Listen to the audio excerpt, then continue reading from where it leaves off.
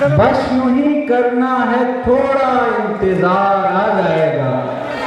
हम न मुरझाए तो वो बन के बाहर आ जाएगा। उसकी ये बेइतनाई जिंदा रखती है हमें, उसकी ये बेइतनाई जिंदा रखती है हमें। हम कहाँ जिस दिन वो होकर बेकरार आ जाएगा, हम कहाँ जिस दिन वो होकर बेकरार आ जाएगा।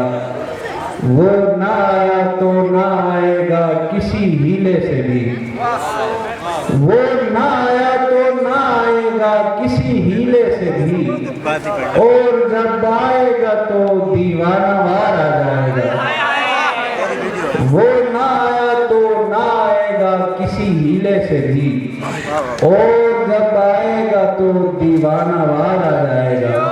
बाकी के अशार के लिए जनाब सर से इजाज़त के बाद कि उसको छू लेंगे तो पोरों से छलक जाएगा वो, उसको छू लेंगे तो पोरों से छलक जाएगा वो।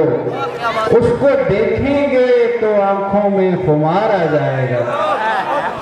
और आखिरी शेर है कि एतबार आ जाएगा जिस दिन चला आएगा वो, एतबार आ जाएगा जिस दिन चला